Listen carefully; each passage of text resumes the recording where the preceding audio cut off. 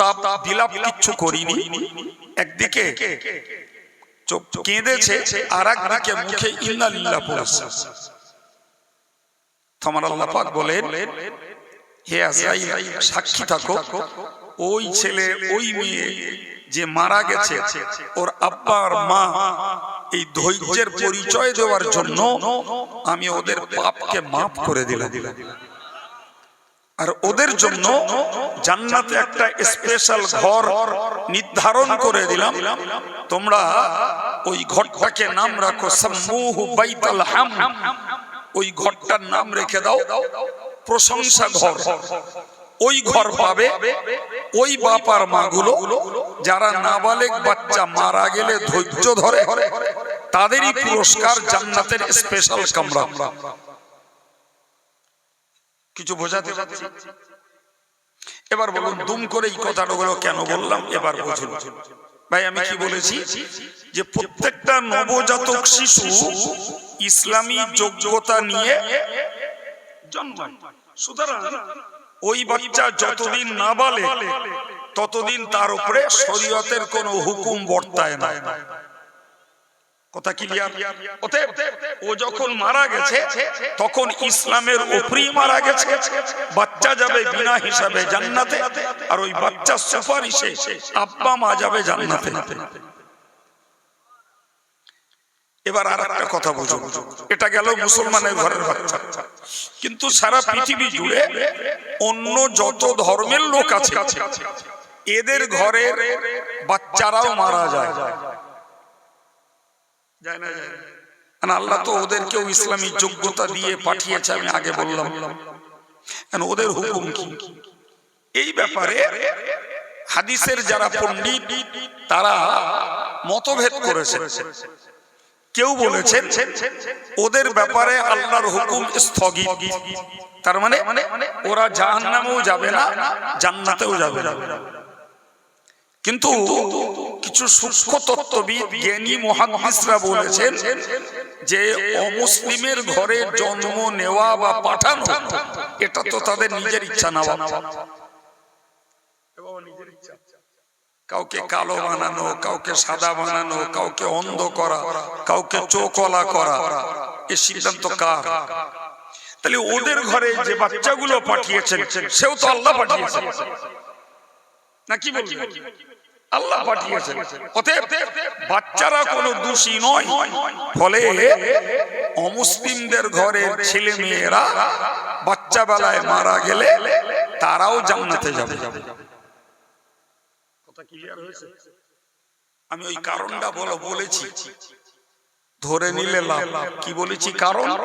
যেহেতু ইসলামী যোগ্যতা দিয়ে পাঠিয়েছেন, তারা নাবালেগ অবস্থায় মারা গেছে, মানে ইসলামের উপরেই মারা গেছে। সুবহানাল্লাহ। এখন ধরে নেন মুসলমান ঘরের বা অন্য ঘরের বাচ্চাদের আল্লাহ হায়াত রেখেছেন, মারা তারা যায়নি, তারা এখন অ্যাডাল্ট, 15 বয়স ছেলে কিংবা মেয়ে। এদেরকে আমরা বলি সাবালেগ সাবালিগা। এই মেয়েগুলি, এই ছেলেগুলি, সম্মানিত ভাইরা আমার, এখন তাদের উপরে শরীয়তের বোঝা চেপেছে। তাকে 5 ওয়াক্ত নামাজ পড়া লাগবে, তাকে সত্য কথা বলা লাগবে, তাকে রমজান মাসে রোজা রাখা লাগবে, তাকে মিথ্যা কথা ছাড়তে হবে, তাকে গান ছাড়তে হবে, তাকে তাস ছাড়তে হবে, তাকে জুয়া ছাড়তে হবে।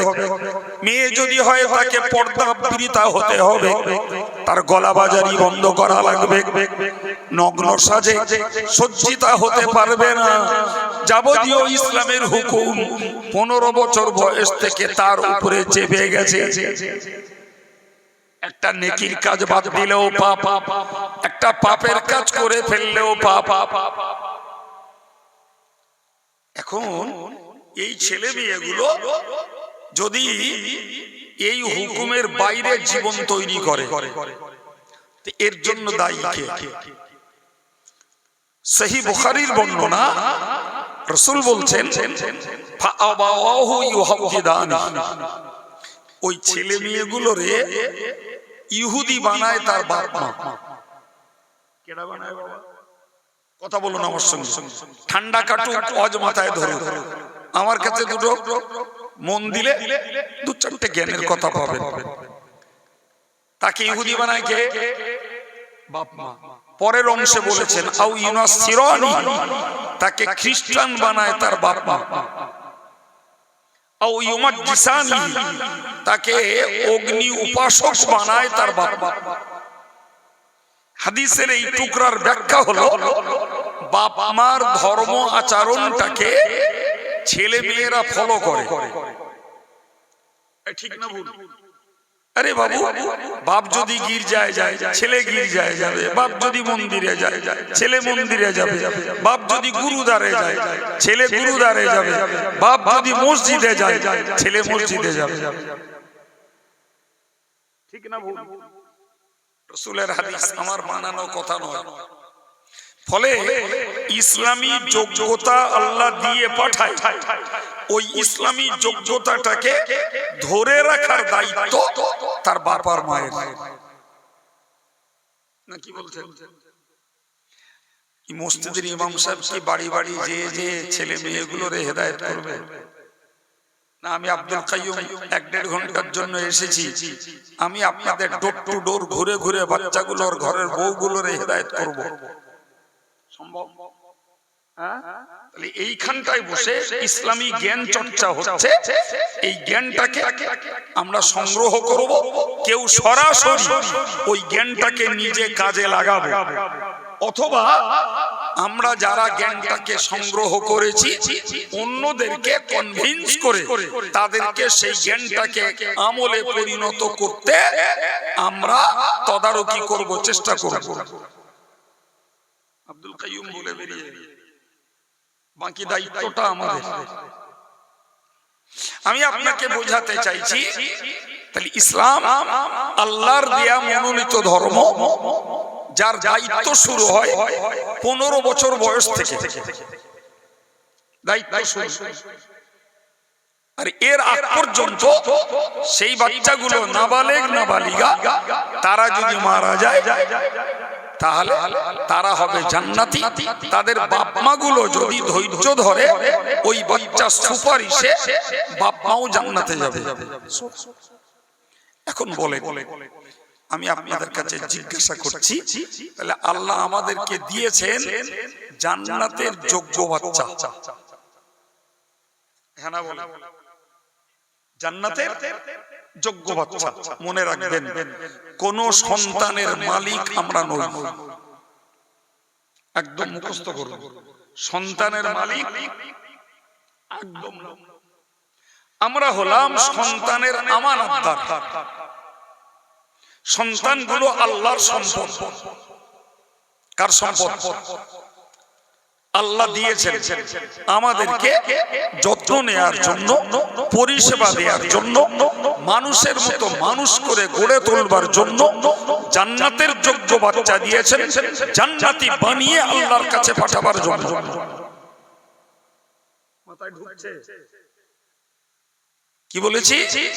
সন্তানের মালিক কে?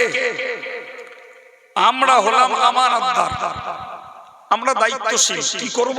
যত্ন নেব, খাওয়া দেব, পড়া দেব, সময় উপযোগী শিক্ষা দেব, তাদেরকে ধার্মিক বানাবো। এই ডিউটি আমাদের।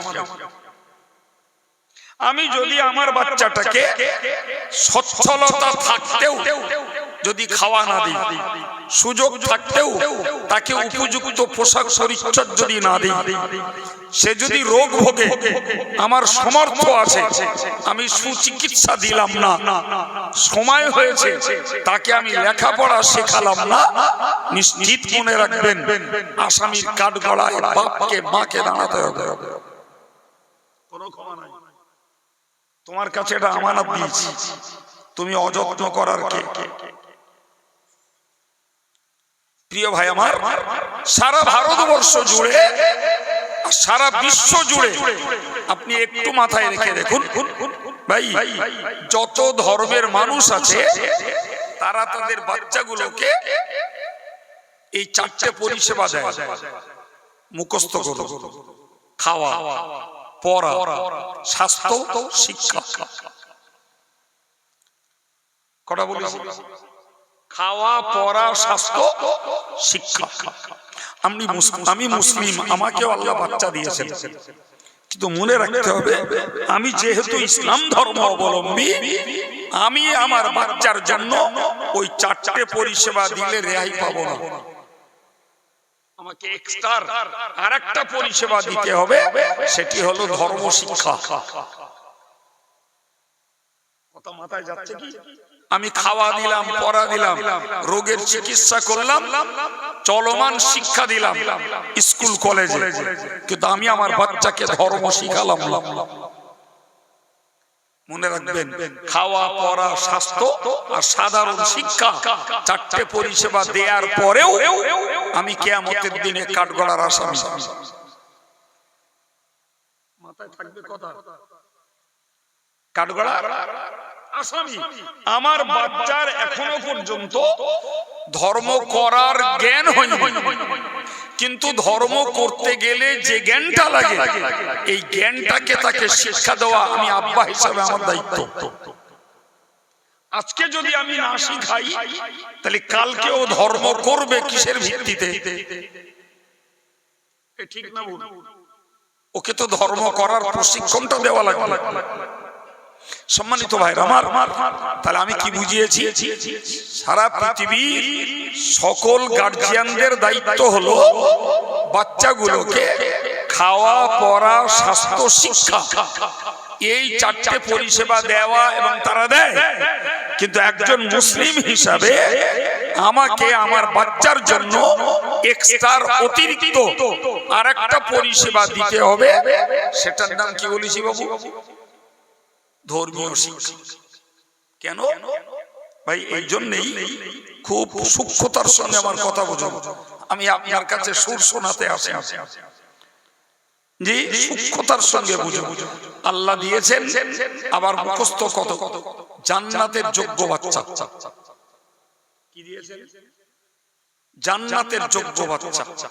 আমি যদি আমার বাচ্চাটাকে ধর্ম না শিখাই, আমি যদি আমার বাচ্চাটাকে কোরআন না শিখাই, আমি যদি আমার বাচ্চাটাকে পাক আর নাপাকির মশলা যদি না শিখাই, আমি আমার বাচ্চাটাকে যদি উযু গোসল না শিখাই, আমি আমার বাচ্চাটাকে যদি দৈনিক জীবনের দোয়াগুলো না শেখাই, আমি আমার বাচ্চাটাকে যদি নবীর সুন্নতগুলো না শেখাই, আমি আমার বাচ্চাটাকে যদি হারাম হালালের জ্ঞানটা যদি না দেই, আমি আমার বাচ্চাটাকে যদি শরীয়তের পথে তৈরি না করি, তাহলে আমার বাচ্চাটা কালে যে সে শরীয়ত বিরোধী কাজ করে, নবীর সুন্নতের খেলাফ কাজ করে, সে জাহান্নামের উপযুক্ত হবে। এবার বলুন, আল্লাহ আমাকে সন্তান দিয়েছেন আমানত স্বরূপ, আর দিয়েছেন জান্নাতের যোগ্য, আর আমি আমার ব্যবহারের ত্রুটিতে তাকে জাহান্নামের উপযুক্ত করে পাঠিয়ে দিলাম।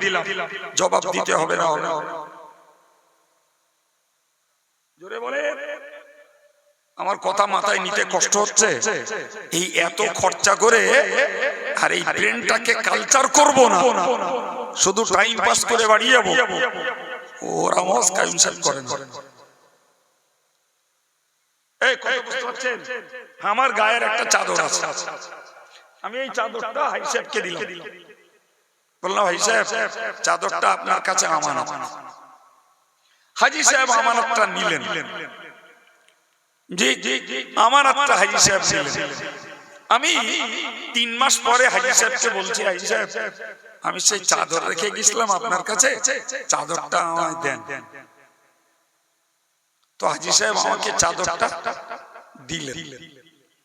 দিলে দেখছি ময়লা তো যাওয়ার হয়েছে, চাদরটা ছেঁড়া ফাটা কাটা তছনছ। ভাই সাহেব আমি একটা ভালো চাদর দিলাম, 3 মাস পার হয়েছে, তাতে না একটু ময়লা হতে পারে, তা চাদরটা ছেঁড়া ফাটা কেন? হাজি সাহেব আমার জবাব দিলেন, ওই আছে নেন না না। হ্যাঁ না না না, কথা বুঝে গেল? হাজি সাহেব একটা না জবাব। তো গোগনা এখানেই আমার অনেক পরিচিত মানুষ আছে, তা আমি তাদের কাছে হাজি সাহেবের এগেইনস্টে বিচার দিলাম। বললাম দেখুন এই ঘটনা, আমি হাই সাহেবের কাছে চাদরটা আমানত রেখেছিলাম, অথচ আজকে ভালো চাদর, অক্ষত চাদর, নতুন চাদর আমি রেখে গেছি, উনি দিচ্ছেন ছেঁড়া ফাটা চাদর মাত্র 3 মাসের ব্যবধান। তো হাই সাহেব ডাকলেন, আমাকে ডাকলেন, বিচারকরা ডেকে বললেন হাই সাহেব কি ব্যাপার, হুজুর কি আপনার কাছে ভালো চাদর দিলে? বলছে হ্যাঁ। তো বলছে ভালো চাদর হুজুর দিলে না, তুমি ছেঁড়া ফাটা চাদর দিচ্ছ। তা হিসাব আর কিছু বলছে। বিচারকরা বিচার করে বলল যে দেখুন আমরা অবিচার করতে পারবো না, অবিচার করতে পারবো না। হাজী সাহেব এই ছেঁড়া চাদরটা আপনি নেন, আর ঠিক এই মেকআপের একটা চাদর হুজুরকে কিনে দেন। কথা বুঝতে পারছেন কি? বিচার করে দিলেন। আমার বক্তব্য, হাজী সাহেব ছেঁড়া চাদর নিয়ে নতুন ভালো চাদর আমায় কিনে দিতে বাধ্য কেন? এই প্রশ্নের উত্তরটা বার করুন। তিনি ভালো চাদর কিনে দিতে বাধ্য কেন? একটাই উত্তর, তিনি আমানাতে খেয়ানাত করেছেন। আমানাতে ভালো জিনিস দিয়েছি, তিনি ক্ষতি করে ফেলেছেন। এটাই যদি হয় সামাজিক বিচারকদের বিচার, আমার আল্লাহ আমাদেরকে প্রশ্ন করবেন, বান্দা তোরে দিলাম জান্নাতের যোগ্য বাচ্চা, তুই আমারে কেন জাহান্নামের উপযুক্ত বানিয়ে পাঠালি? তুই তোর বাচ্চাটাকে কোরআন শিখাসনি, নামাজ শিখাসনি, উযু গোসল শিখাসনি, শরীয়ত শিখাসনি, ফলে ওই বাচ্চাটি শরীয়ত বিরোধী, ইসলাম বিরোধী কার্যকলাপ করে সে এখন জাহান্নামের উপযুক্ত হয়ে আমার কাছে এসেছে। তাহলে তাকে এই জান্নাতের পথে রাখতে না পারার জন্য দায়ী তো তুমি। কি বলছেন বাবা? এবার বলেন, শুধু খাওয়া দিলে, শুধু পড়া দিলে, শুধু রোগের ট্রিটমেন্ট করলে, আর জেনারেল লাইনে লেখাপড়া শিখালেই একজন ইসলাম ধর্ম অবলম্বী মুসলিম বাপ মায়ের দায়িত্ব শোধ হয়ে যাবে বাবা? সবাই বলতে হবে যাবে। এটা ইসলামী জলসা, ইসলামের কথা বলছি। সম্মানিত ভাইরা আমার, মহান আল্লাহ কোরআন শরীফে জানিয়েছেন, ওমাই ইয়াবতাগি গায়রাল ইসলামি দীনান ফালান ইউকবালা মিনহু। আমার আল্লাহ পাক কোরআন শরীফে বলেন, যারা ইসলাম ছাড়া অন্য ধর্মের রীতিনীতি, ইসলাম ছাড়া অন্য ধর্মের আদর্শ, ইসলাম ছাড়া অন্য ধর্মের চালচলন কেউ যদি পালন করে, আমি আল্লাহ পাক জানিয়ে দিলাম, ফালাই ইউকবালা মিনহু, তাদের ওই পালিত বিষয় একটিও আমি আল্লাহর কাছে কবুল হবে না, একটিও। তাহলে ইসলাম ধর্ম ছাড়া অন্য ধর্ম আল্লাহর কাছে অ্যাকসেপ্টেড নয়। আর মুসলমান যদি ইসলাম ধর্ম অবলম্বনের পরে ইসলাম বিরোধী আদর্শ, চালচলন, আখলাক, আমল, কি ছেলে কি মেয়ে কেউ যদি পালন করে, সেটাও আল্লাহর কাছে গ্রহণযোগ্য। তাহলে আমি যখন মুসলিম, আমাকে মনে রাখতে হবে ইসলাম আমার নিজস্ব মনোনীত ধর্ম নয়। ধর্মটা কার? জোরে বলে আল্লাহ। তাহলে এই ধর্মের বিধি, এ ধর্মের নিয়ম কানুন সবকিছু কার? ওটাও আল্লাহ, ওটাও আল্লাহ। ভাই সচরাচর আমরা একটা শব্দ জানি এবং এভেলেবেল আমাদের বললেই মনে পড়বে যে ইসলাম মানে শান্তি। বলেন না বাবা, কোনদিন শোনেননি এই শব্দটা? ইসলাম মানে শান্তি শুনেছেন? আজকের ভুল ভাবুন, হারগিজ ইসলাম মানে শান্তি নয়। যে হুজুর বলুক, তিনি প্রকৃত অর্থ বলেন ইসলাম মানে শান্তি নয়, বরং ইসলাম মানে হলো আনুগত্য স্বীকার করা। ইসলাম মানে হলো মাথা নত করা। ইসলাম মানে হলো আত্মসমর্পণ করে দেওয়া। সুবহানাল্লাহ। আর একটু মন খুলে বলে, তাহলে মুসলমান হলো ওই সম্প্রদায় যারা আল্লাহর হুকুমের কাছে আত্মসমর্পণ করে, তার নাম মুসলমান। যে আল্লাহ আল্লাহর রাসূলের হুকুমের কাছে অনুগত হয়, তার নাম মুসলমান। কথা ক্লিয়ার হচ্ছে? আর যে লোকটা আল্লাহ আল্লাহর রাসূলের হুকুমকে মেনে চলে, সেই পায় শান্তি। এই জন্যই বলা হয় ইসলাম মানে শান্তি। অন্যথায় ইসলাম মানে সরাসরি শান্তি নয়। কথা ক্লিয়ার হচ্ছে? কথাটা এবার একটু ভেঙে নেন। একজন লোক 5 ওয়াক্ত নামাজি, দাঁড়িয়ে আছে, টুপি আছে, আল্লাহওয়ালা, জিকির করে, তাসবিহ পড়ে, সদকা করে, ফিতরা দেয়, কুরবানি করে, যাকাত দেয়, বাপ মার ভক্তি করে, বড়কে সম্মান করে, ছোটকে স্নেহ করে, জি সদা সত্য কথা বলে, একে অপরের হক আদায় করে। এগুলো মুসলমানের করণীয় ডিউটি। সুবহানাল্লাহ। আরেকটু জোরে বলেন। এগুলো মুসলমানের করণীয় ডিউটি। ঠিক ঠিক ঠিক। আরেকজন মুসলিম দাবিদার, নামাজ নাই, রোজা নাই, জিকির নাই, তাসবিহ নাই, সদকা নাই, ফিতরা নাই, কুরবানি নাই, বড়কে সম্মান করে না, বাপের ভক্তি করে না, মায়ের ভাত দেয় না, আর মিথ্যা প্রতারণায় জীবন ভরা, ওই লোকটাও মুসলমান আছে না? জোরে বলে। প্রচুর আছে। এখন ইসলাম মানে যদি শান্তি হয়, তাহলে এই লোকটা ধর্ম করে শান্তি পাবে, ও ধর্ম না করেও শান্তি পাবে। বলেন বলেন বলেন। যুক্তি তো তাই। ইসলাম মানে যদি শান্তি হয়, তাহলে এই লোকটা ধর্ম করে আল্লাহকে মেনে, রসুলকে মেনে, পীর ওলিদেরকে মেনে, আলেমদেরকে মেনে, এ বেচারা শান্তি পাবে। আর ও সব বুড়ি আঙুল দেখাবে, দেখিয়েও শান্তি পাবে। এই বিচারের ভারসাম্য ঠিক আছে? ঘোর কেটেছে। ইসলাম মানে সরাসরি শান্তি নয়, মুখস্থ করে ফেলুন। ইসলাম মানে আনুগত্য স্বীকার করা, ইসলাম মানে আত্মসমর্পণ করা, ইসলাম মানে মেনে চলা। সুবহানাল্লাহ। ব্যাখ্যা কি?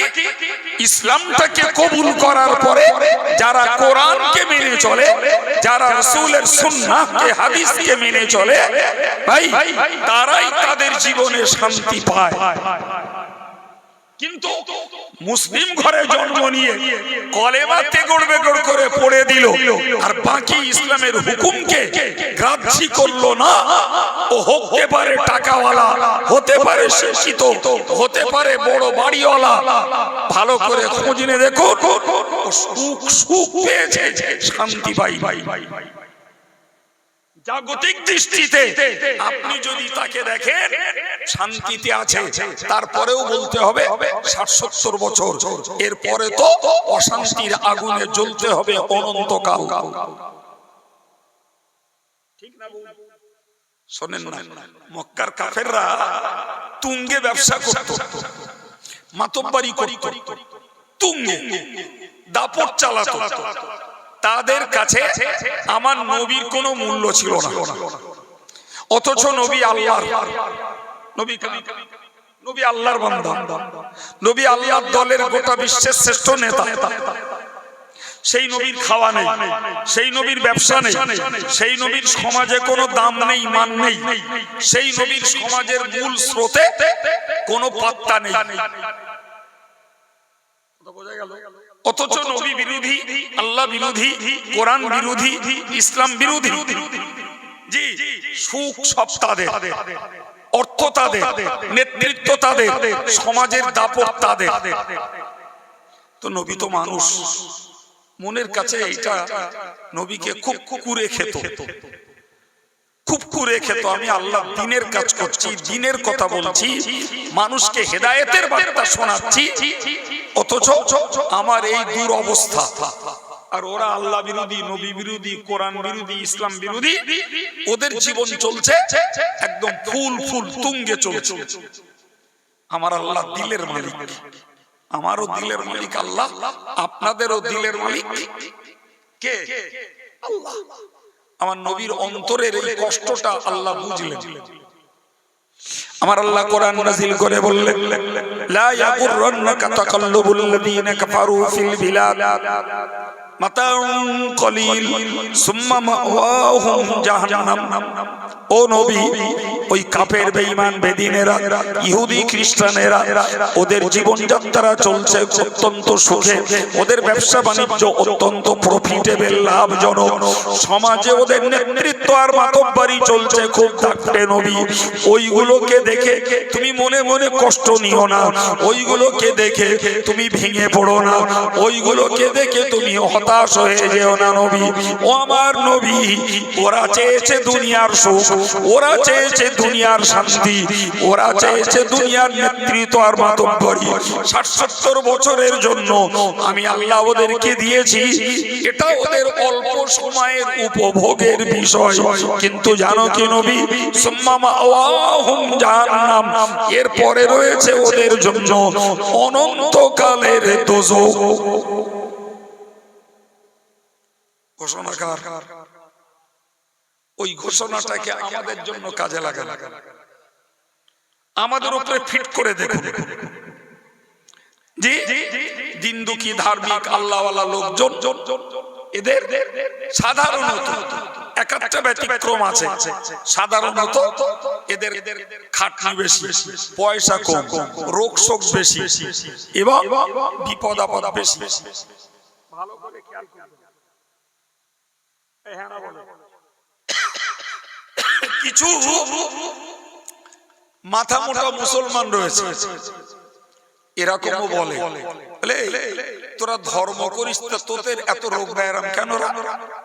দেখিস আমরা তো ধর্ম করি না, কিন্তু আমাদের অত রোগ পীড়া হয় না। তার মানে তোরা ধর্ম করলেও তোদের মন ভালো নেই, আমরা ধর্ম না করলেও মন ভালো। অন্যরা বলে না, আমার কওমের লোকেরা বলে। আমি ওটাই বলছি, অন্য ধর্মের লোক বলে। আরে বাবা, ফেরাউনের সারা জীবন জ্বর সর্দি কাশি কিচ্ছু হয়নি, মনে থাকবে। ফেরাউনের সারা জীবন জ্বর সর্দি কাশি অসুস্থতা কিচ্ছু হয়নি। আমার নবীর জ্বর হয়েছে, আমার নবী সওয়ারের পিঠ থেকে পড়ে যেয়ে পায়ে চোট লেগেছে, আমার নবীকে লোকে জাদু করেছে, জাদুতে 6 মাস আক্রান্ত হয়ে নবী রুগ্ন শীর্ণ শয্যাশায়ী হয়ে গেছে। কি বলবেন? নাউজুবিল্লাহ। নবীর থেকে ফেরাউন ভালো?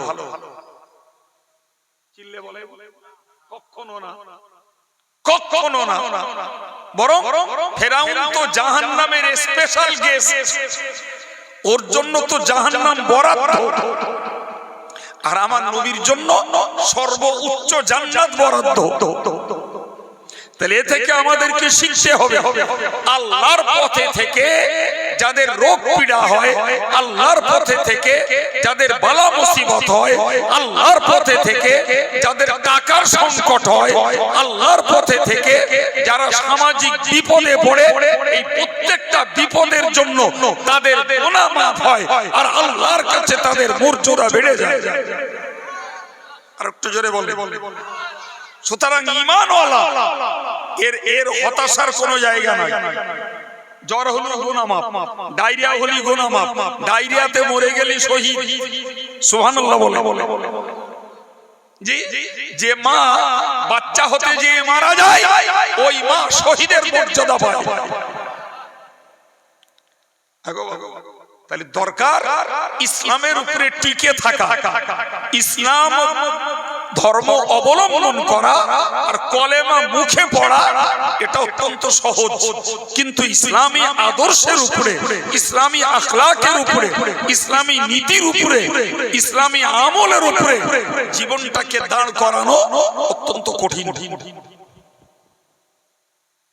কথা বুঝে আসছে? ভুল বুঝলে হবে না বাবু, যে পীর সাহেব মানে রোগ হবে না, মুফতি সাহেব মানে তার বিপদ হবে না, মৌলানা মানে তার উপরে কোনো সামাজিক চাপ আসবে না, জি আমি নামাজ কালাম পড়ি, কপাল দাগ করে ফেলেছি, মুখ ভরা একদম তরিকা মতো দাঁড়িয়ে আছে, তারপরেও আজকে ছেলে অসুস্থ, কালকে মেয়ে অসুস্থ, কালকে বউডার নিয়ে ডাক্তারখানায়, তারপর দিন নিজে ভ্যানে শুয়ে যাচ্ছে। আছে না নাই? আর এগুলোই বিরোধীদের কাছে হয় হাসির ফোড়া। আমার নবীর ওই কথাটা ভাবো, নবী আল্লাহ নবী আল্লাহ আল্লাহর দলের শ্রেষ্ঠ নেতা, নবী আল্লাহর হাবিব, অথচ খাওয়া নেই, ভালো পোশাক নেই, সমাজে নেতৃত্ব নেই, আরো ওজন কাফের মুশরিক ইহুদি খ্রিস্টান এদের কাছে নবী লাঞ্ছিত, অবহেলিত, বিদ্রুপিত, নবীর প্রতি তাদের অত্যাচারের রুলার চলছে। আল্লাহ দেখেন না? জোরে বলে আল্লাহ দেখেন না? আল্লাহ দেখছেন, তারপরেও নবীকে ভোগাচ্ছেন কেন? আমাদের মতো এই নিরীহ অবুঝ পরবর্তী মুসলমানদের শিক্ষা দেওয়ার জন্য। তুমি তো একটু নামাজ পড়ো, একটু রোজা রাখো, একটু আল্লাহ বিল্লাহ করো, আর তোমার নবী নবীর জীবনের 2 রাকাত নামাজ আর গোটা উম্মতের সারা জীবনের নামাজ দুটো দুপাল্লাই দিলে ওলামারা বলেছেন নবীর জীবনের 2 রাকাত নামাজের পাল্লাটা ভারী হয়ে যাবে। সুবহানাল্লাহ।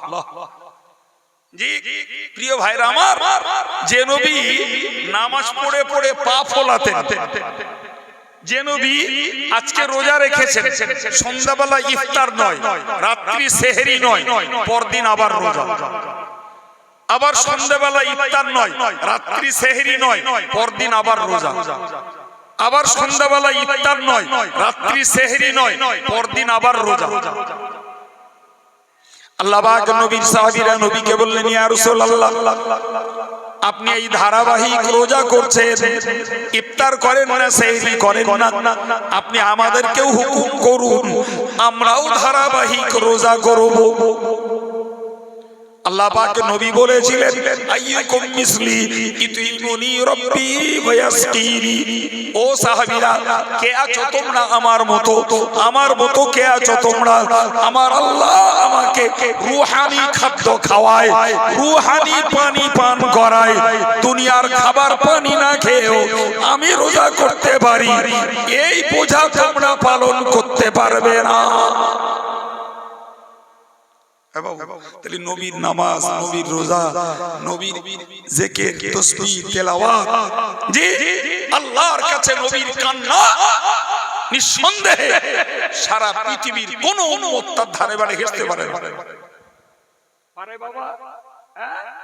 সেই নবী যদি কষ্ট পান, সেই নবীর যদি দাঁত শহীদ হয়, সেই নবীর যদি চেহারা রক্তাক্ত হয়, সেই নবী যদি জাদুতে আক্রান্ত হন, এবার একটু বলুন বর্তমান কালে জি মৌলানা মুফতি হাফেজ সাহেব, হাজী সাহেব আর সাধারণ ইমানদার মুসলমান নামাজি আল্লাহওয়ালা লোক, এদের জীবনে বিপদ আসতে পারে না? পারে না? বলেন বলেন বলেন। তাহলে একবার মন ভাঙলে হবে না, এত নামাজ কালাম পড়ি তাও আল্লাহ বিপদ দেয়, এত দান দান করি তাও ব্যবসায় লস, এত দান দান করি তাও ফসলের ক্ষতি, এসব ভাবা যাবে? ভাবা যাবে? এক বিন্দু নয়। আমি যে কথা বলতে বলতে এই পর্যন্ত এগিয়ে এসেছি, আমি আপনাকে কি বুঝাচ্ছিলাম বাবু? আমি বুঝাচ্ছিলাম যে ইসলামের উপরে টিকতে হবে, বাকি আল্লাহ কি ফয়সালা করবেন ও টেনশনে পড়া যাবে না। আমার যে বিপদই হোক, আমার গুনাহ মাফ হোক, সুতরাং আমাকেও ইসলামের উপরে দাঁড়াতে হবে, আমার বিবি বাচ্চাদেরকেও ইসলামের উপরে প্রতিষ্ঠিত রাখতে হবে, নাহলে আমি তো ধরা খাবো। আমি ধরা খাবো না, খাবো না।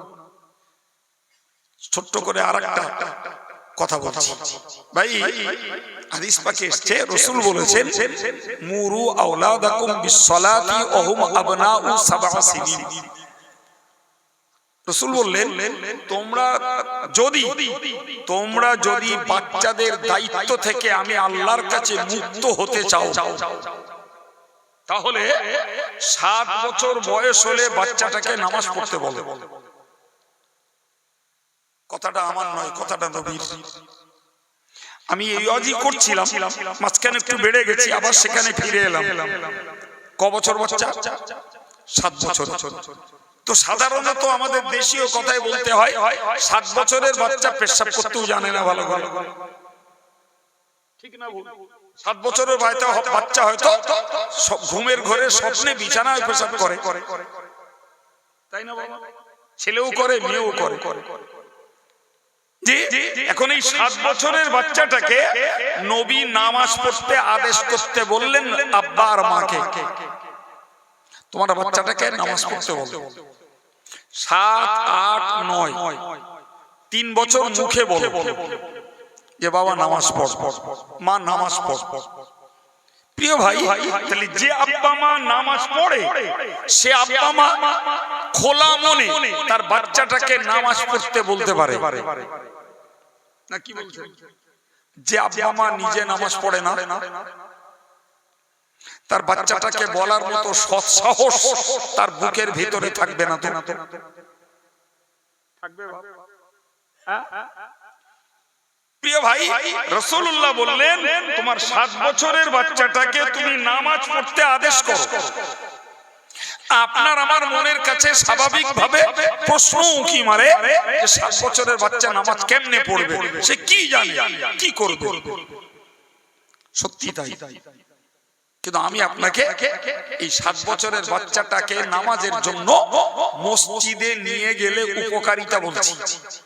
যদিও বাচ্চা কাচ্চা মসজিদে নিয়ে গেলে কিছু রকচটা লোক রেগে যায়, খুব ওদেরকে থাকতে দেয় না, ওরা একটু হুড়োপাট্টা করে, একটু হাসি ঠাট্টা করে। অনুরোধ করব ওদেরকে হাঁকিয়ে দেবেন না, ওদেরকে তাড়িয়ে দেবেন না, ওদেরকে মসজিদে যাওয়া বন্ধ করবেন না। এটা একটা ট্রেনিং, এটা একটা অনুশীলন, এটা একটা অভ্যাস। ওকে যদি মসজিদে যাওয়া আপনি বন্ধ করেন, হ্যাঁ সত্যি ও দুষ্টুমি করে, তার জন্য গাইড নেন, কিন্তু ওকে আসা বন্ধ করবেন। ভাই ওই বাচ্চাটা মসজিদে যায়, ও যে দেখছে যত লোক পেশাব করতে যাচ্ছে সব বদনায় করে পানি নিয়ে যাচ্ছে, ওর নাম ইস্তেঞ্জা, আর ওইটাকে পবিত্র করতে হয় ধুয়ে। জি, এটা বলো ও বাচ্চা জানে না, সবাই পানি নিয়ে যাচ্ছে, ও পেশাব করতে গেলে ও পানি নিয়ে যাবে, পেশাব করে আসবে। নামাজি ভাইরা তারা উজু করবে, ওই এর নাম উজু। এর মধ্যে কোনটা ফরজ, কোনটা এর মধ্যে সুন্নত, কোনটা কি ও কিচ্ছু জানবে না। শুধু এইটা দেখতে পাবে যে এই লোকগুলো সব হাত ধুচ্ছে, কি করছে, হাত ধুচ্ছে। ও হাত উজুর নামে ও গোসল করে ফেলবে, জামা কাপড় সব ভিজিয়ে ফেলবে, ঠিক না ভুল? ও মসজিদে উঠে দেখলো ওর আব্বা, ওর চাচা, ওর বড় ভাই জি নামাজ পড়ছে। কি করছে? কান পর্যন্ত হাত তুলছে, নাভির নিচে বাঁধছে, আর কি সব বিড়বিড় বিড়বিড় করতেছে। এরপরে খানিকক্ষণ মাজা পড়া হচ্ছে, আবার একবার উঠে খাড়া হচ্ছে, আবার মুখ ছুবড়ে পড়তেছে। এটার নাম তাহরিমা, এই দাঁড়ানোর নাম কিয়াম, মাজা পড়া হওয়ার নাম রুকু। জি, এরপরে মুখ চুবড়ে পড়তেছে, ওর নাম সাজদা। ও ওই জায়গাগুলোতে দোয়া আছে, তাসবিহ আছে, সেগুলো পড়তে হয়। ও কিচ্ছু বুঝবে না, কিন্তু নামাজির এই রূপ চেহারাটা ওর ব্রেনে কাদার দলায় খোদাই করা মতো, ডাক্তার মতো অন্তরে ধরে যাবে। ও পরে বুঝবে বিড়বিড় করছে, কোরআন পড়ছে, কেরাত পড়ছে, রুকুতে যে বিড়বিড় করছে, তাসবিহ পড়ছে। ও পরে বুঝবে এই মাজা পড়ার নাম রুকু, দাঁড়ানোর নাম কাওয়ামা, মাটিতে মাথা নত করার নাম সাজদা, সব পরে বুঝবে। কিন্তু এই চিত্রটা ও দেখা আমার নবী এই চিত্রটা ওর ব্রেনে দেওয়ার জন্যই রাসূলুল্লাহ বলেছেন 7, 8, 9, 3 বছর তোমার ছেলেটাকে, তোমার মেয়েটাকে নামাজ পড়তে বলে। কথা বুঝে আসছে কিছু? আল্লাহ পাক নবী বলেছেন উদরিবুহুম আলাইহা ওয়া হুম আবনাউ 10 সিনিন। নবী আমার বলেন, ও সাহাবীরা, তোমরা তোমাদের বাচ্চাগুলোকে 10 বছরে পা দিলে, এরপরে যদি নামাজ না পড়ে তাকে মারো। 10 বছর বয়স হয়েছে, নামাজ পড়ছে না, মারো। এবার একটু ভেবে বলবেন, আমি আপনাকে জিজ্ঞেস করি, সামাম জীবন শুনে এসেছি নবী হলেন রাহমাতুল লিল আলামিন। নবী কি ঠিক না ভুল? শুনেছি না শুনিনি? দয়ার সাগর, বিশ্ব দরদি, মানব দরদি, तमाम পৃথিবীর শ্রেষ্ঠ মায়াবী মানুষ হলেন রাসূল। সেই রাসূল 10 বছরের ছেলে মেয়েটাকে নামাজ না পড়ার জন্য মারতে বলেছেন। আপনি বলবেন নাউজুবিল্লাহ, এটা নবীর একটা নিষ্ঠুরতার আদেশ। 10 বছরের ছেলে মারা যায়, সে জানে না পেচ্ছাপ করতে জানে না, উজু করতে জানে না, কিচ্ছু, ফলে মারা যায় না, অথচ নবী বলছেন মারতে। বেয়াদবি নেন না বাবা, গরিবের সংসার, মেয়েটা তেলের বোতলটা ফেলে ভেঙে ফেলেছে, শতখানিক তেল ছিল পড়ে গেছে। গরিবের সংসার, মা ওরে মারার জন্য ঝেঁটা নেতাড়া করতেছে। 10 বছরের বাচ্চাটা সে টিউশনিতে আজকে আর যাবে না, মা কত রকম বাবা বাসা করে বাথরুম করিয়ে, প্যান্ট পরিয়ে, গালে খাবার তুলে খাইয়ে ওরে কোলে করে নিয়ে রাস্তার ধারে দাঁড়িয়ে আছে। স্কুল গাড়ি আসবে, তুলে দেবে, আবার 11টায় ফেরত দেবে।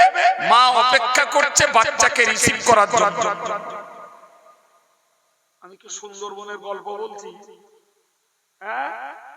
তুমি মা তোমার ওই বাচ্চাটাকে জাগতিক লেখাপড়া শেখাবার জন্য সে তোমার চাকরি করে খাওয়াবে, টিউশন করে খাওয়াবে, সে বড় বিজনেসম্যান হবে লেখাপড়া শিখে। এই ধান্দায় তুমি তার পিছনে ঘন্টার পর ঘন্টা সময় দিচ্ছ। তোমার বুকে কি একবারও কেঁপে উঠেনি যে আমার এই বাচ্চাটা যদি ধর্ম না শেখে, আমার বাচ্চাটা যদি কোরআন না শেখে, আমার বাচ্চাটা যদি ইসলাম না শেখে, আমার বাচ্চাটা যদি দৈনিক দোয়াগুলো না শেখে, আমার বাচ্চাটা যদি নবীর সুন্নাত না শেখে, এই বাচ্চাটা অনন্তকাল তোমার কলিজার টুকরা জাহান্নামের আগুনে জ্বলবে। তুমি তো স্কুলে লেখাপড়া শেখানোর জন্য এত পরিষেবা দিচ্ছ, তাতে 60 বছর না হয় সুখে কাটাবে, তবুও বলা যায় না সে কি কপালে আছে। জি, খেটে খাওয়াবে না খেটে খাওয়াবে, তারও ভয় আছে না? নেই? তোমার বাচ্চাটাকে জাহান্নামের আগুন থেকে বাঁচাতে যদি চেষ্টা না করো, তুমি কি ইসলাম পালন করছো? তোমার মুসলমানিত্বের কি মজা পেয়েছো মা? তোমার ইসলাম তোমার কাছে আদর আপ্যায়ন পেল কই? ইসলামের কি দাম দিলে তুমি? আল্লাহ পাক নবী বললেন 10, 11, 12, 13, 14, 5 বছর বাচ্চাটা নামাজ না পড়লে তুমি মারো। ভাই এই 5 বছরের ভিতরে দেখা যাবে একদিকে আব্বার কাছে মার আছে, নামাজ না পড়লে মায়ের কাছে খানা বন্ধ, মা খেতে দেবে না, নামাজ পড়া লাগবে। ভাইরা আমার, আমি আল্লাহর প্রতি ভরসা রেখে নবীর হাদিসকে যারা কার্যকর করে এদের জন্য বলতে পারি, 14 বছর বয়সে ওই ছেলেটি বোনোফাইড মুসল্লি, 5 ওয়াক্ত নামাজি হয়ে যাবে।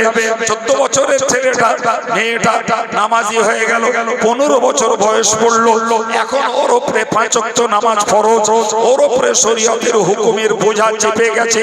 ভাই আমার, ওই ছেলেটা মেয়েটা স্কুলে ক্লাস 9 এ পড়ে, স্কুলে সে জোহরের নামাজ পড়ার পরিবেশ পায় না, ফলে স্কুল থেকে ফিরে এসে মায়ের কাছে ভাত চাওয়ার আগে ও জোহরের নামাজটা কাজা পড়বে, তারপরে মায়ের কাছে ভাত চাবে। বিশ্বাস হয়? যেহেতু ও নামাজের প্রতি মহব্বত তৈরি হয়েছে, নামাজের প্রতি ওর আন্তরিকতা তৈরি হয়েছে, 10 বছর ধরে বাপ মা ট্রেনিংয়ে ও 5 ওয়াক্ত নামাজি হয়ে গেছে, আজকে স্কুলে যাওয়ার জন্য নামাজ কাজা হচ্ছে, এটা ওর কাছে মানিয়ে নেওয়া বড্ড কষ্ট, কিন্তু কিছু করার নেই। ফলে বাড়ি এসে আগে কাজা নামাজ পড়ে তারপর ভাত চায়। জি, আমার মতন মওলানা তেল মলার কাজ না জি, আর সুরেলা বক্তার সুর শোনার কাজে না, আর পীরির বাচ্চা দিয়ে সভা দেওয়ার কাজে না, কাবার ইমাম দিয়ে সভা দিয়েও লাভ হবে না। যদি বাপ আর মা নিজের পরিবারকে যদি ধার্মিক বানাতে চেষ্টা না করি, হুজুররা আসবে আর গাইবে, যে যার মতো যেমন টাকায় বিক্রি হয়েছে তেমন নিয়ে চলে যাবে। এই হচ্ছে সমাজ। প্রকৃত আমি গড়বো, আমার স্ত্রীকে গড়ে তুলবো, আমার ছেলে মেয়েগুলোকে আল্লাহ জাহান্নাম থেকে বাঁচানোর চেষ্টা করব। এ দায়িত্ব একমাত্র সজাগ আব্বার মায়ের। শুনেন, আপনাদেরকে দুটো ঘটনা বলি। নাম শুনেছেন কখনো হযরত পীর ফরিদউদ্দিন গঞ্জ শকর রহমাতুল্লাহ আলাইহি? জি, মা তার মস্ত বড় আল্লাহ ওয়ালি, তা বড় আবেদা মহিলা। জি, বাচ্চার পিছনে মায়ের বারবার তদারকি, বাবা নামাজ পড়ো, কি করো, নামাজ পড়ো। তো বাচ্চা কোনো মতেই নামাজের প্রতি মনোযোগ দেয় না। জি, মা বারবার বিরক্ত করে। তো একদিন বলছে, মা তুমি তো বারবার নামাজ পড়তে বলো, তা তুমি তো অনেক দিন ধরে নামাজ পড়ছো, তা তুমি কি পেয়েছো নামাজ পড়ে?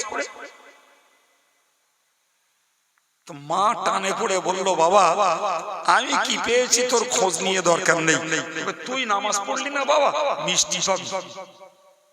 কি পাবে? আসলে ঘটনা হলো একটা ফার্সি শব্দ তার নামের সঙ্গে জোড়া আছে, ফরিদউদ্দিন গঞ্জ শকর। গঞ্জ শকরের মানে হলো চিনির গাছ, মানে এত মিষ্টি খেত, সব সময় গায়ে মিষ্টি লাগিয়ে রাখলে ভালো হতো। মা ঠিক ওই লোকটাই দেখা, কথা বুঝতে পারেননি? ওই লোকটাই মা দেখালো, বাবা তুই নামাজ পড়লি মিষ্টি পাবি। তাহলে মাথায় নামাজ পড়লে মিষ্টি পাওয়া যাবে? বলছে হ্যাঁ পাওয়া যাবে। ফরিদ তখন বললো, মা ঠিক আছে তাহলে নামাজ পড়বো। ফরিদের মা বলল, বাবা ফরিদ তুই যখন নামাজ পড়বি আমার বলবি। ফরিদের মা নামাজের মুসাল্লাটা পাটিটা বিছিয়ে দেয় আর একটু মিষ্টি পাটির তলায় দিয়ে আসে। ফরিদ নামাজ পড়ে উঠে পাটি তোলে আর মিষ্টি পায়। ওর ঘোর কাটিনি যে মিষ্টি এখানে কে দেয়, কে দেয়? অত পেজ গোজ বুঝিনি, মিষ্টি পাচ্ছে, নামাজ চলছে। আল্লাহর খেলা, তো আল্লাহর খেলা। ঘটনা চক্করে একদিন ফরিদ আর মাকে নামাজের কথা না বলে নিজে নিজেই উজু হয়ে পাটি ফেলে নামাজে দাঁড়িয়েছে। মায়ের আর মিষ্টি রাখার সময় হলো। ফরিদ যখন নামাজ পড়তে দাঁড়িয়েছে, মায়ের তখন টেনশন বেড়ে গেছে। আমি যে ফরিদকে বললাম নামাজ পড়লে মিষ্টি পাবি, আজকে তো ফরিদ পাটি তুললে মিষ্টি পাবে না। তাহলে এতদিন চুপি সারে ফরিদকে নামাজি বানানোর জন্য যে চেষ্টা, যে পলিসি করে আজকে তো ধরা পড়ে যাবে।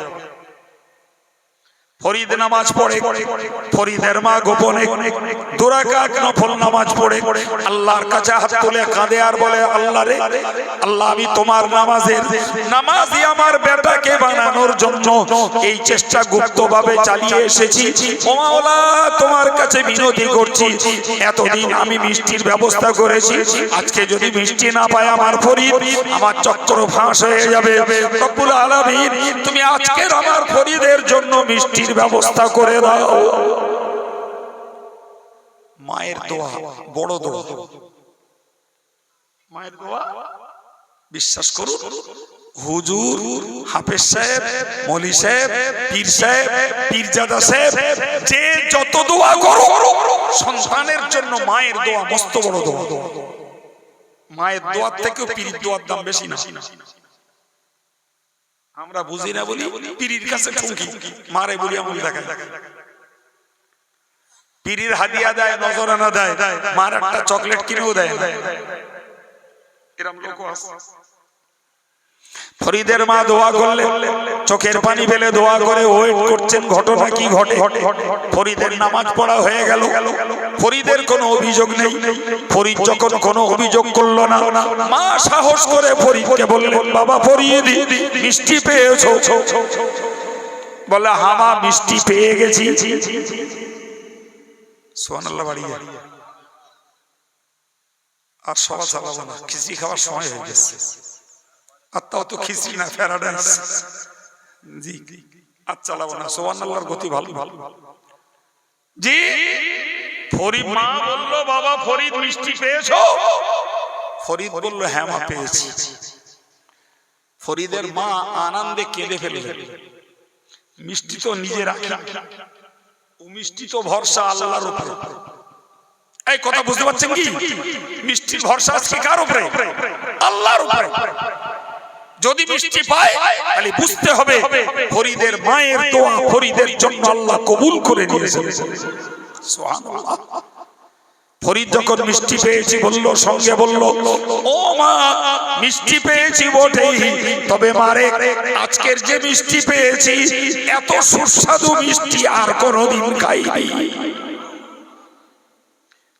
ফরিদের মা আবেগ চেপে না রাখতে পেরে বলল, বাবা ফরিদ আজকের মিষ্টি অধিক টেস্টি, খুব সুস্বাদু হওয়াটা স্বাভাবিক।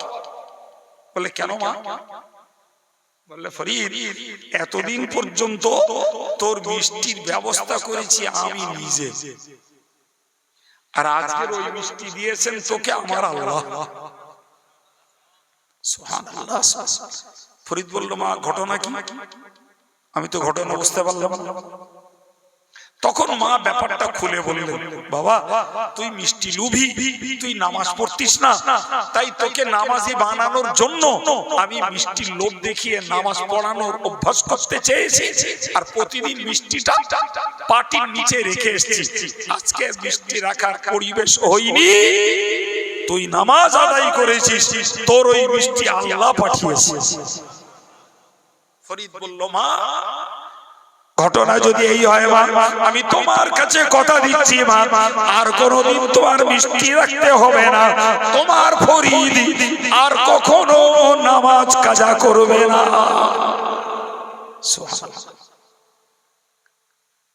ফরিদকে নামাজি বানানোর জন্য কোন হুজুর কাজে লেগেছে? জোরে বলে মা। সেখানে মুফতি, মাওলানা, পীর সাহেব, পীরজাদা কারোর প্রয়োজন হয়নি, মাই যথেষ্ট হয়েছে বাচ্চাকে নামাজি বানানোর জন্য। জি প্রিয় ভাই, আমি আপনাকে শোনাচ্ছিলাম ইসলাম আল্লাহর মনোনীত ধর্ম। এটা শুধু কলেমার ভিত্তিতে নয়, এটা কাজের ভিত্তিতে,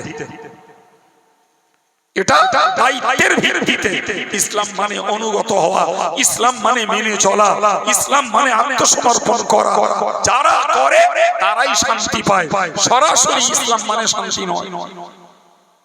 যারা ধর্ম করে ও শাকডাল খেয়েও শান্তিতে থাকে।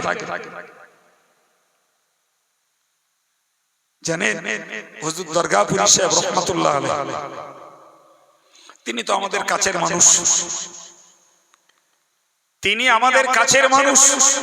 হুজুর দরগাপুরি সাহেব, তার জীবনীতে একটা ঘটনা লেখা আছে, তার জীবনীতে একটা ঘটনা লেখা আছে যে তেনার বয়স তখন 7 অথবা 8। কত বয়স বললাম? 7 অথবা 8। জি কোন এক স্কুল ছুটের দিন, স্কুল ছুটি। তো স্কুল ছুটি হলে সাধারণত বাচ্চারা একটু খেলায় মাতে, তাই না? খেলিয়ে খেলিয়ে খেলিয়ে খেলিয়ে বাড়ি এসেছেন ঘামে একাকার। আর দেখবেন বাচ্চারা যতক্ষণ কাজে থাকে ততক্ষণ ওদের খিদে লাগে, আর যে বাড়ি আসে খিদে খিদে করে মায়ের একদম গাছ ছাল খেয়ে ফেলে। মার আর 1 মিনিট সময় দেয়, মায়ের আর 1 মিনিট সময় দিচ্ছে না। মাটা হাতে কাজ করছে, ওটাও শেষ করতে দেবে না, ওর এক্ষুনি ভাত দিতে হবে। দরগাপুরি সাহেব হুজুর 7-8 বছরের ছেলে খেলিয়ে বাড়ি এসে উঠোনে পারে কি বললে মা ভাত দাও, কি দাও? দরগাপুরি সাহেব বুঝে উঠতে পারে মা ভাত চেয়েছে, মা ভিতর থেকে বলছে ভাত চাইছো, জোহরের নামাজটা পড়া হয়েছে। বয়স কত? 7 অথবা 8। জোহরের নামাজটা পড়া হয়েছে। ওই মায়ের মেজাজ শুনে দরগাপুরি সাহেব থমকে দাঁড়িয়ে গেছেন উঠোনে। ভেবেছেন এতটুকুতেই বোধহয় রেহাই হলো, কিন্তু না তো, না তো, রেহাই তো হয়নি। মা আবার বললেন, দরগাপুরি সাহেব জবাব দিলেন, না মা, নামাজ পড়া হয়নি। মা তখন বলল, তুমি নামাজ না পড়ে ভাত চাইছো, তুমি কি জানো না তোমার মা বেনামাজির পাতে ভাত দেয় না? কারে বলছে? আমাকে মতন 35, 40, 45, 50 বছরের বাচ্চা বাচ্চা ছেলেদের বলতে? আমার কে তো বয়স পেকে খর হয়ে গেল, তাও বুঝলুম না।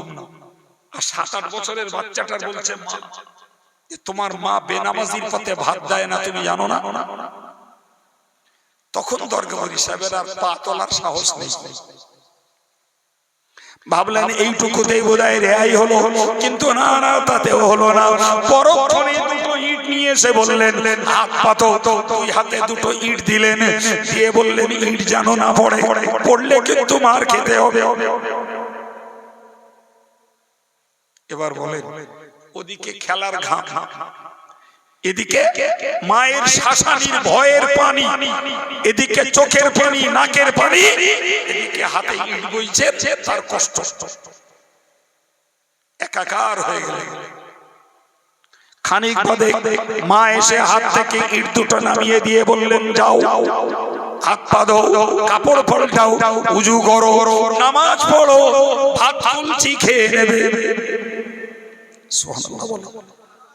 হুজুর দরগাপুরি সাহেব নিজে বলেছেন, নিজে বলেছেন, ওই যে 7-8 বছর বয়সে মায়ের কাছে যে শিক্ষা পেয়েছিলাম, আমার গোটা জীবনে আর কখনো এক ওয়াক্ত নামাজ কাজা হয়নি। ওই জীবনের একটা শিক্ষা, আর কখনো নামাজ কাজা হয়ে যাবে জানেন? দরগাপুরি সাহেব নিজের কবর নিজে খুঁড়েছিলেন, নিজের কবর নিজে খুঁড়েছিলেন, বিরাট চওড়া করে। একজন হাজী সাহেব সকালবেলা ঘুরতে ঘুরতে দরগাপুরি সাহেবের বাড়ি গেছে, ফজরের নামাজ পড়ে যে দেখছেন হুজুর তখন ওজিবা করছে। ওজিবা করা শেষ করে সে হাজী সাহেবের ডেকে নিয়ে গেছেন কবরের কাছে। বলছে, হাজী সাহেব এই কবরে নাও, নেবে দেখো দিন রুকু সেজদা করলি সামনে পিছনে দেয়াল বাদে কি? হাজী সাহেব তখন ইতস্তত করছে, কবর তো দেবে মরা লোকে, জ্যান্ত লোকে দেবে নাকি? হাজী সাহেব বলছে, দেখো রুকু করে পেছনে ঠেকে কিনা, সেজদা করলি সামনের পাট ঠেকে কিনা। বলতেছে, হুজুর কবরে অত তোমার বুঝতে হবে না, তোমার যা বলিছি তাই করো। দরগাপুরি সাহেব কথা চলে এরকম টানা কথা, অত তেলামোলা তোষামুদি, অত বিনানো সব কিছু ছিল না, টানা খেঁচা কথা। নেমে যথারীতি সেজদা করেছে, করে উঠে বলল, হুজুর পিছনের দেয়ালও ঠেকছে না, সামনের দেয়ালও ঠেকছে না, ঠিক আছে, বলে উঠে পড়ো। এবার উঠে দরুজে বসে হাই সাহেব একটু নরম সুরে বলল, হুজুর আপনি বললেন, আমি মেপে যুগে দেখলাম সব ঠিক আছে, আমি হুজুর রহস্য তো বুঝতে পারলাম। দরগাপুরি সাহেব বলেছিলেন, ও বাবা শামসের মিয়া শোনো, পৃথিবীর জমিনে যারা যে আমলটাকে মহব্বত করে বেশি করে করে, কেউ বেশি করে নফল নামাজ পড়ে, কেউ বেশি করে কোরআন তেলাওয়াত করে, কেউ বেশি বেশি জিকির করে, কেউ বেশি বেশি তাসবিহ পড়ে, এই জাতীয় আমল যে যত বেশি করবে আল্লাহ পাক কবরে তাকে সেই আমলটা করতে দেবে। ও শামসের মিয়া, আমার জীবনে নামাজটা বড় মহব্বতের ইবাদত। আমার মায়ের শিক্ষায় আমার জীবনে সাবালেগ হওয়ার পর থেকে নয়, শুধু ওই একবার মায়ের কাছে ধাক্কা খেয়েছিলাম, আর জীবনে নামাজ কাজা হয়নি। আমার বড় বিশ্বাস আমার কবর জমিনে আল্লাহ আমাকে নামাজ পড়তে দেবে, তাই কবরটাকে চওড়া করে বানিয়েছি।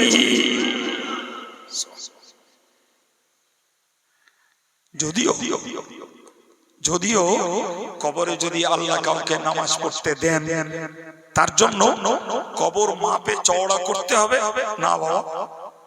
আল্লাহু আকবার। একজন ইমানদারের কবর দৃষ্টি শক্তি পর্যন্ত আল্লাহ প্রশস্ত করে দেবে। একজন ইমানদার আল্লাহ ওয়ালার কবরকে দৃষ্টি শক্তি পর্যন্ত প্রশস্ত করে দেবে, ফলে সেখানে রুকু সিজদা করার কোনো সমস্যা হওয়ার কোনো কারণ নেই। সুবহানাল্লাহ। দরগাবুরি সাহেব যেটা করেছেন ওটা দুনিয়ার হিসাবের আবেগ। আমি কি বলতে যে এই কথা বললাম, আমি আপনাকে বোঝাতে চেয়েছি, মনে রাখুন, বোঝাতে চেয়েছি ইসলাম আল্লাহর ধর্ম, আল্লাহর দেওয়া পছন্দনীয় ধর্ম। এটি শুধু মুখে পড়লে হয় না, এটা কাজে পরিণত করতে হয়, নিজে করতে হয়, বাচ্চাগুলোকে করাতে হয়। কারণ ওরা যদি ধার্মিকা না হয়, তাহলে ওদের জন্য আসামির কাঠগড়ায় দাঁড়াতে হবে আমাকে দাঁড়াতে হবে। আমি খাওয়া দিয়েছি, পড়া দিয়েছি, স্বাস্থ্যের তদারকি করতে চিকিৎসা করেছি, এবং রীতিমতো তাকে চলমান জেনারেল এডুকেশন সাধারণ শিক্ষা দিয়েছি। তাকে মাধ্যমিক, উচ্চ মাধ্যমিক, BA, BCom, BSc, MCom, MA, BEd, DElEd অনেক লেখাপড়া শিখিয়েছি। কিন্তু বাবা, আমি আমার বাচ্চাটাকে যদি নামাজ না শেখাই, বাচ্চাটাকে যদি কোরআন না শেখাই, বাচ্চাটাকে যদি পাক নাপাকি না শেখাই, বাচ্চাটাকে যদি দোয়া কালাম না শেখাই, আমাকে আল্লাহ দিয়েছেন জান্নাতের যোগ্য বাচ্চা, আর আমি আমার তদারকির ঘাটতিতে তাকে জাহান্নামের যোগ্য বানিয়ে দিলাম। ভাই, সেই মনে আছে তো হাজী সাহেব ভালো চাদর নিয়ে ছেঁড়া চাদর দিল, বিচারে বলো হাজী সাহেবের নতুন চাদর কিনে দিতে, মনে আছে? সুতরাং কিয়ামতের দিনে আল্লাহ কৈফিয়ত করবেন, জান্নাতের যোগ্য বাচ্চা দিলাম, তুমি জাহান্নামী বানালে কেন? জি, তখন তো নতুন করে বলা যাবে না যে আল্লাহ এইবারে আবার দিয়ে দাও ফেরত, এবার আমি জান্নাতি বানিয়ে তাই দোবানো। সুতরাং আজকে ইসলামী জলসা, ইসলামের পক্ষে জীবন গড়তে একটা দিক ধরে আমি আপনাদের কিছু উৎসাহজনক কথা বললাম মজলিসে। মাশাআল্লাহ, আমি এর আগেও এখানে এসেছি।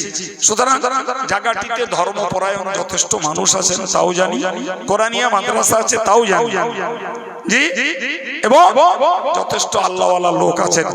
ভাই, এই আলোচনা শোনার পরে আল্লাহওয়ালা যারা, নামাজি যারা, তাদের ভিতরে প্রবণতা তৈরি হোক যে আমি আমার ইবাদত, আমলের, নামাজের, রোজার, জিকিরের, তাসবিহ পরিমাণ বাড়াবো, ফরজের পরিমাণ বাড়ে না, ওয়াজিবের পরিমাণ বাড়ে না, সুন্নতের পরিমাণ বাড়ে না, পরিমাণ বাড়ে নফলের। কিসের? নফলের। নামাজ তো 20 বছর ধরে পড়ছি, জি, আজও 2 রাকাত নফল নামাজ বেশি করে পড়ি, আজও মাগরিব পড়ে 10 মিনিট আল্লাহ আল্লাহ করি, আজও ফজর পড়ে 10 মিনিট আল্লাহ আল্লাহ করি, আজও ঈশার নামাজ পড়ে 10 মিনিট 100 বার 200 বার দরুদ শরীফ পড়িনি। তাহলে পৃথিবীর দেশে সবকিছুর উন্নতি হচ্ছে, আমার ধর্ম জীবনের উন্নতি কই? এই কথাটাই আমি এখন বলে উঠেছি। এই কথাটাই আমি গাড়ির থেকে নামবার আগে বলেছি যে তোমার গায়ে হুজুরের দিয়ে কালেকশন আরো করাবো, বলে হুজুর আপনার করতে হবে না, আপনি উঠে পড়ে। ঠিক ঘুরে ফিরে সেই আমার তো আগে থেকেই মনের ভেতরে ঘন্টা বাজতে বাজতে আমাদের কালেকশন করাবে, ফের কাছেরও খাবে, তলারও পড়বে। জি প্রিয় ভাই আমার, কিছু পরিমাণ আমাদেরকে বাড়াতে হবে। আর যে ভাইয়েরা, যে মায়েরা, যে যুবকেরা আজও বাবা নামাজের প্রতি, ধর্মের প্রতি, ইসলামের প্রতি, ইসলামী আখলাকের প্রতি, আদর্শের প্রতি মন নেই, তাদের কাছে আমার আন্তরিক অনুরোধ, খুব সাদা মাটা, যতক্ষণ মাটির উপরে আছি না, রাজনীতির নেতা, ডাক্তার, মাস্টার, উকিল বাবু, বন্ধু বান্ধব শেষই বলো, আর যেই মরে মাটি নিচে যাবো বাবা তোমার বলো কেউ নেই। মাটির উপরে যতক্ষণ, ততক্ষণ বন্ধু বান্ধব, নেতা, মন্ত্রী, ডাক্তার, মাস্টার, জি বাপ মা, ভাই বোন, বান্ধবী, অভাব গিজ গিজ করছে, মরে যেই কবরে তোমার সঙ্গে কেউ নেই। বুদ্ধিমান ওই লোকটা, বুদ্ধিমান ওই মেয়েটা, বুদ্ধিমান ওই যুবকটা যে একাকী কবর জীবনে শান্তিতে কাটাবার জন্য লেখাপড়া, সংসার, রুজি রোজগার সব কিছু সহ ধর্মটা করে জীবন কাটাই, ওই হলো বুদ্ধিমান। কারণ আমার শিক্ষা, আমার অর্থ, আমার বাড়ি, আমার গাড়ি, আমার লাইফ স্টাইল, এগুলো একটিও কবরে যাবে না। আমার নেক আমল, এটাই আমার কবরের সঙ্গী হবে। সুতরাং বুদ্ধিমান ওই পুরুষ, ওই মহিলা যে নেকির কাজ করে কবরে যাওয়ার চেষ্টায় সংসার জীবনে চলতে থাকে, ওই বুদ্ধিমান, ওই বুদ্ধিমতী। জি এই কি বলবো, কিছু ঠিক করে বসেছি, আল্লাহ যা বলিয়েছেন তা মুখ দিয়ে বেরিয়েছে। যদি মনে হয় আব্দুল কাইয়ুমের কথা থেকে আমরা কিছু সত্যি প্রয়োজন মতো বাস্তবমুখী কাজে লাগানোর কিছু উৎসাহজনক কথা পেয়েছি, তাহলে কাজে লাগালে আমারও লাভ, কর্তৃপক্ষের লাভ, আপনাদেরও লাভ। যদি কাজে না লাগান, আমি আমার ডিউটি পালন করেছি, আমি আল্লাহর কাছে হিসাব দেবো যে আল্লাহ ওরা ডেকেছিল, যতটুকু পেরেছি হেদায়েতের দুটো কথা বলেছি। আল্লাহ তৌফিক দেন, বলুন আমিন। আর একটু জোরে বলেন আমিন। সম্মানিত ভাইরা আমার, মাইক ছাড়ার আগে আপনাদেরকে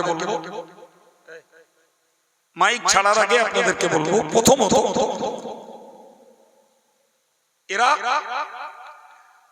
মাইক ছাড়ার আগে দাওয়াত দেব আগামী পয়লা, দোসরা, তেসরা ফাল্গুন জামিয়া রহমানিয়ার বাৎসরিক ইসালে সওয়াব, সবাইকে দাওয়াত। প্রতি বছরই জামিয়া ইসালে সওয়াবের পূর্বে একটা 20 টাকার কুপন, 10 টাকার কুপন এলাকার ভাইরা, ছেলেরা নেয়। আমি অন্তত ইমাম সাহেবের কাছে বলবো কিছু বিল কুপন একটু নেওয়ার জন্য। 20 টাকা দেবেন, 10 টাকা দেবেন, ও ভাইরাও দেয়, মায়েরাও দেয়। 10-20 টাকা দেওয়াটা কোনো ঘটনা, তিল তিল করে তাল হয়। 2023 সালে জামিয়া চালাতে খরচা ছিল 2,01,62,000 টাকা।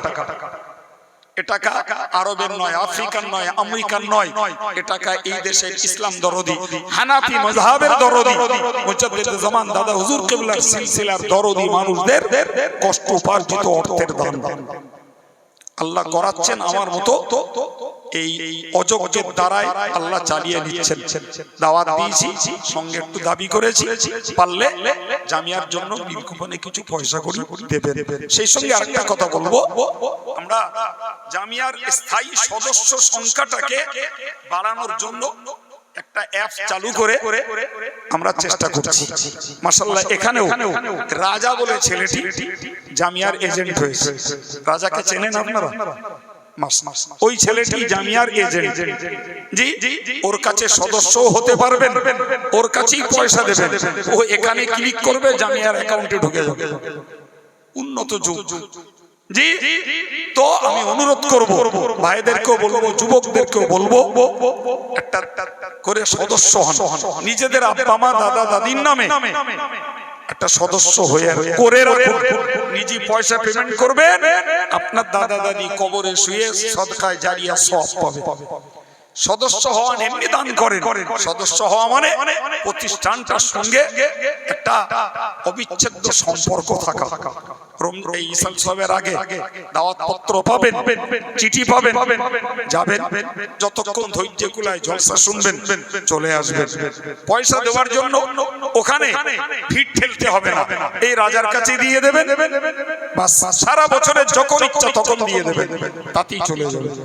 এই একদিকে দাও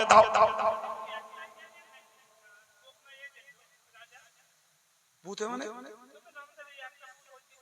না না ও এখানকার জন্য।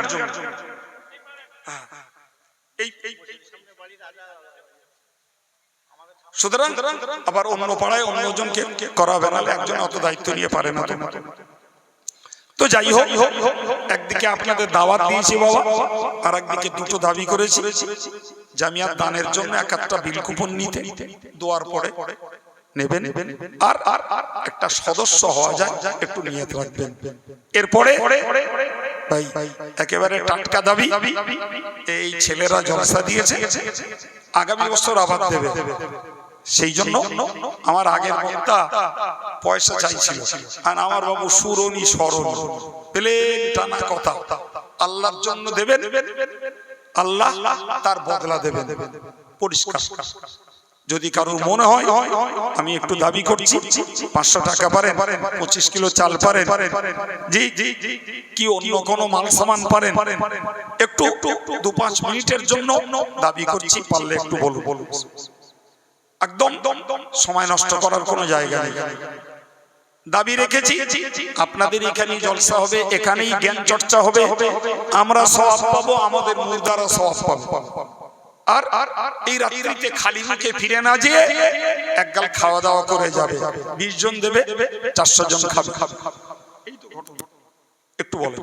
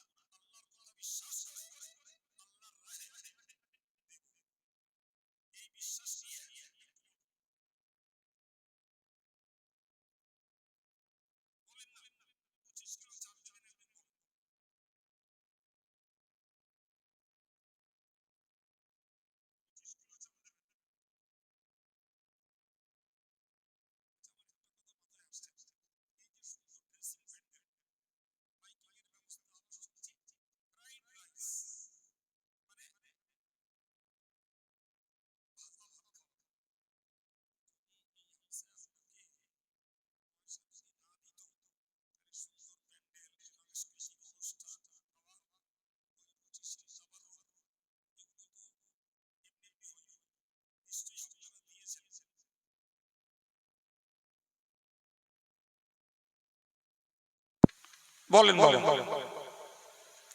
জলসা আসলে দেবে, আর এখন দেবে। হাদিস পাকে এসেছে মান হাম্মা বিহাসানাতিন ফালাহু আজরুহা, যে লোকটা একটা ভালো কাজের নিয়ত করে, আল্লাহ পাক ফেরেশতাদেরকে বলেন উকতুব লাহু হাসানাত, আমার ওই বান্দাকে একটা নেকি লিখে দাও। আর আল্লাহ ফেরেশতারা বলেন আল্লাহ আপনার বান্দা তো এখনো আমল করিনি। আল্লাহ বলেন এখন একটা লেখো, আর আমল করলে 10টা নেকি লিখে দেবে। সুতরাং যারা আদায় করার নিয়তে ওয়াদা করে, এর সঙ্গে সঙ্গে একটা সওয়াব পেয়ে যায়। এখন মনে করুন পরবর্তীকালে ওই লোকটা তার ওয়াদা আদায় করার আগে মারা গেল, কোনো গুনাহ নেই, কিংবা বেঁচে আছে, কিন্তু এমন লোকটা বিপদাপন্ন হয়েছে, তার ওয়াদা শোধ করার মতন টাকা নেই, তারও গুনাহ নেই।